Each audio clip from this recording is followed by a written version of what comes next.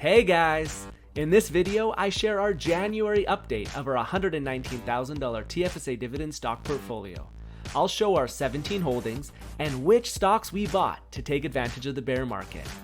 We brought back one position we sold off last September, so stay until the end to see which one it is. Let's do this! For those that are new to the channel, my wife and I do our finances together. We have 3 accounts through 2 brokerages for our TFSA, Scotia iTrade and Wealthsimple. As you can see in our Wealthsimple account, the month of January has been good and bad. Good because the market is up, but bad because I like to buy on the cheap. We finished the month up 6.2%, tying the S&P 500. What a blazing start to the year this is! Let's get right into the update and start as we always do with our one and only ETF in our TFSA, VFV, Vanguard's non-hedged S&P 500 index ETF. Since selling off most of our position, we haven't made any purchases. VFV ran up about 4%, which trailed the index because of the currency difference. I still see the index as overvalued in this market condition, so it's really hard to buy back our position at present. Hopefully the market pulls back as the economy starts to suffer under the increased interest rates in both the US and Canada. Is that selfish? Right now, VFV makes up a tiny 0.2% of our portfolio. I have an allocation target of 5%, so I need to drop about $6,000 in there. Next, CANOE EIT Income Fund makes up 2.6% of our portfolio. This income fund has performed well so far this year with its many high-quality blue-chip stocks. It's up 2%, not including its distribution.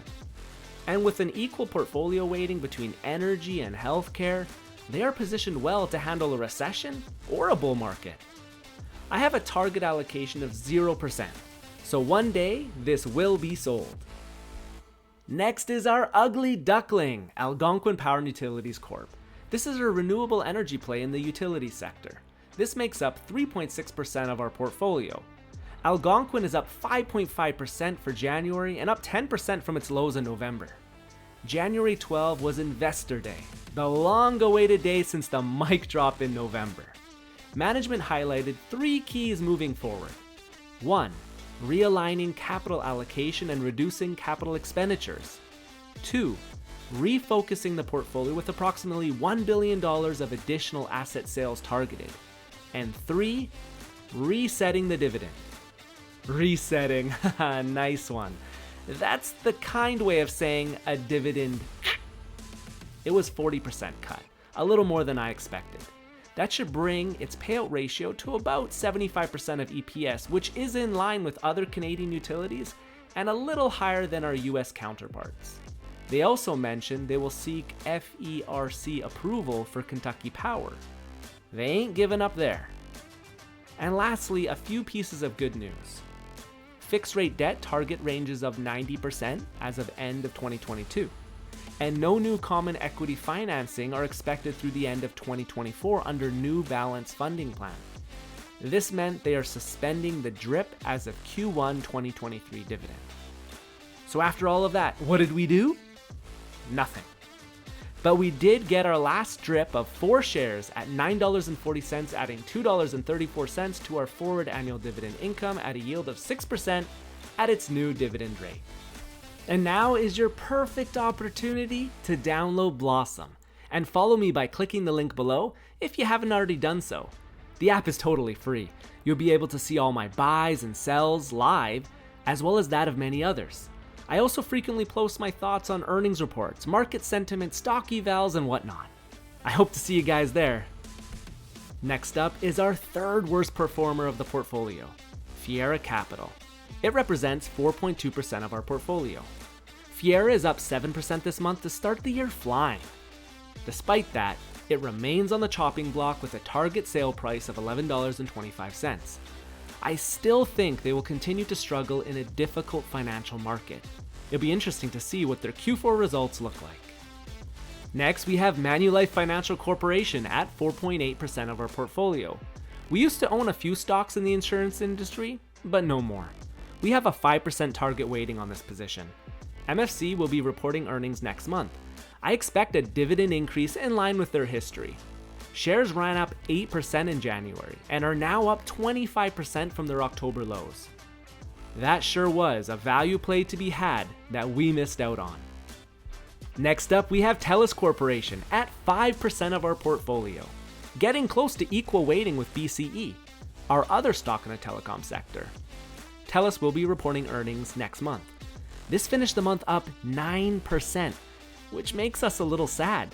We were trying to take advantage of the little dip this had. We have a target weighting of 6% and have been working hard to get there. We bought 10 shares last month and 6 more this month at what I like to call fair value of $28.15. That added $8.10 to our forward annual dividend income at a yield of 4.8%.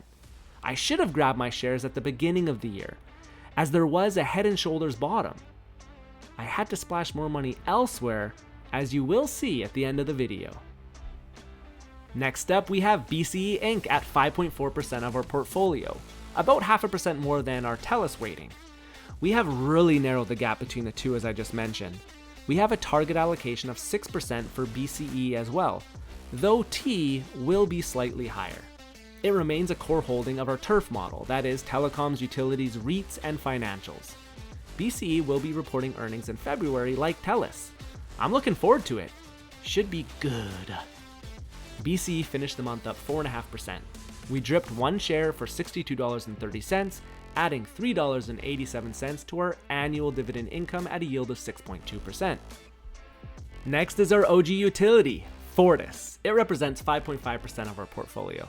This has been a strong performer for us over the years. It started the year poorly though, finishing the month down 1%. I want to bring its weighting more in balance with CPX. I look forward to FORTIS reporting its Q4 results and yearly results next month.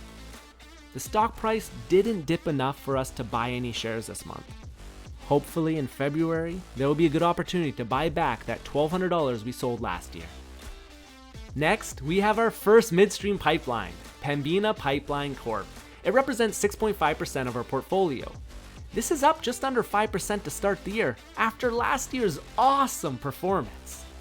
Q4 earnings are coming at the end of next month. It'll be interesting to see how well it performs in this weird operating environment. If you hold PPL, just a reminder that our next dividend payment will be at the end of March, since it is no longer paying monthly. We made no purchases, as this is already over our 5% target weighting. I haven't grabbed shares since December of 2021. Yikes. Next, we have our OG pipeline, ENBRIDGE, at 6.8% of our portfolio. It will also report its Q4 earnings in February. ENBRIDGE started the year up 2%, not bad. Let's not forget, in Q3 they announced an annualized common share dividend increase from $3.44 to $3.55 per share, or an increase of 3.2%. So this bad boy is getting to a really high yield now. We are looking to bring this in line with our TRP weighting. We bought 3.2 shares at an average price of, ouch, $54.20, adding $11.46 to our forward annual dividend income at a yield of 6.6%. Next up, we have SMARTCENTRES Real Estate Investment Trust at 7% of our portfolio. This REIT is another staple in our TURF portfolio. This is overweight for our liking, as we have a sector allocation of 15% for REITs, and right now we're sitting at over 20%, in part because of the run-up in the market and our constant drips. We still consider SmartCentres to be one of the top 4 REITs in Canada. It started the year up 4%, just a little less than the market. It reports Q4 earnings in February. We'll continue to add at or below our cost basis and trim if it runs up past our target price of $33.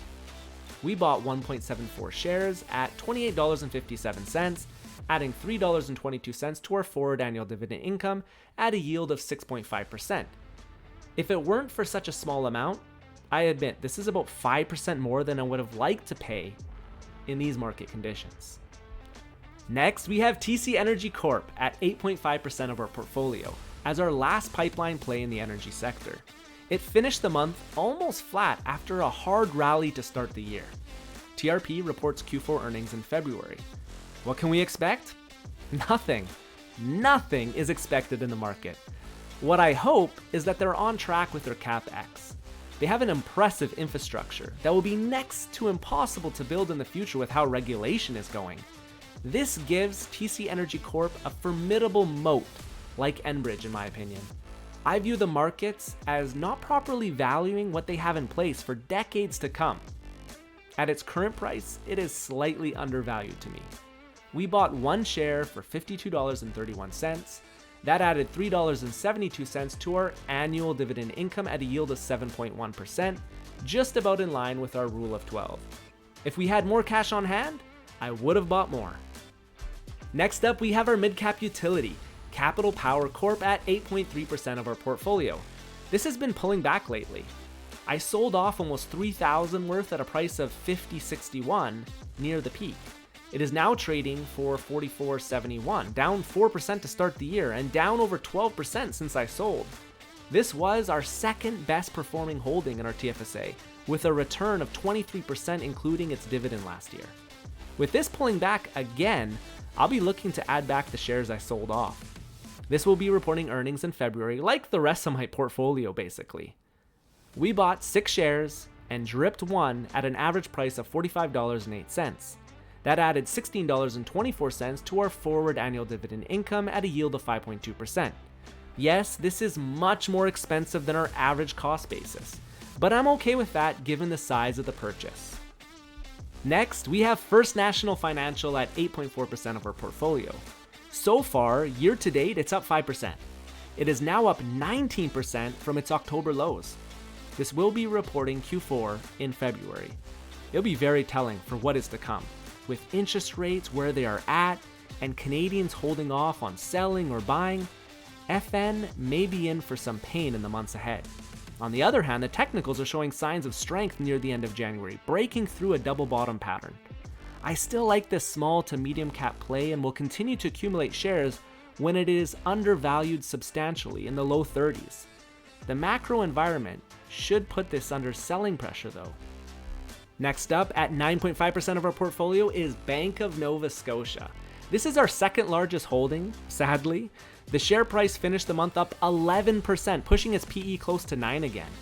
Q1 earnings will be released at the end of February. I do not expect the earnings to be great considering the macro environment, the extra capital needed to increase provisions for credit losses, and to increase their capital ratio to 11.5%. This finished the year as our second worst performing stock of our portfolio, down 26% not including its dividend. I am a little sad this jumped up as fast as it did to start the year. I should have grabbed a few more and trimmed them on the bounce. And lastly, our largest holding, RIOCAN Real Estate Investment Trust. It is now 13.9% of our portfolio because of the run-up in price. Its 2022 return was negative 3.4% with its dividend, and it started the year up 10% not including its dividend. I was impressed with this as the real estate market and everything in it is under a lot of pressure in this high interest rate environment. Plus, with Bed Bath & Beyond going bankrupt, RIOCAN will have to find someone to replace its 19th largest tenant. I mentioned in my TFSA income update in November about Q3 earnings. They reaffirmed 2022 FFO per unit growth guidance of 5 to 7% and are expected to be at the higher end of the range. Also, the FFO, or funds from operations payout ratio of 56.7% was in line with the long-term target range of 55 to 65%. We can now anticipate another modest distribution increase next month, getting closer to its previous 12 cents a month. I'm not loving RIOCAN's valuation right now with the run-up in price and how overweight we've become. So this is what we did. We were able to drip 2 shares at a price of $21.67 at the beginning of the month, and then proceeded to trim 18.9 shares at an average price of $22.81 after the run-up. That reduced our forward annual dividend income by $17.20, but didn't do anything for our weighting because it ran up so much in price. And now for the holding we bought back into the portfolio, TD Bank. You know it, guys and gals, my absolute fave bank to own in Canada is back. We started a small position, and it now makes up 1% of our portfolio. We bought 13 shares at an average price of $86.37. A little rich for what I'd like, but the technicals are showing a lot of buying pressure, so I don't know if I'll have another opportunity until after the earnings at the beginning of March. This added $49.92 to our annual dividend income at a yield of 4.4%. Welcome back, friend. I missed you the past quarter. So there you have it, all 17 holdings we own and what purchases we made to start the year. We bought a total of $2,027 of stock and sold $430 for a net gain of $1,597, adding $81.67 to our forward annual dividend income this month at an average yield of 5.1%. If you watched our January income update, you will notice that we spent a lot more than we earned this month. We have been building up a little cash position in our iTrade account to go along with the $60K in Tfsa room we have this year. Thank you so much for watching and helping the channel out by smashing that like and subscribe button. Until next time, I'm Mr. Financial.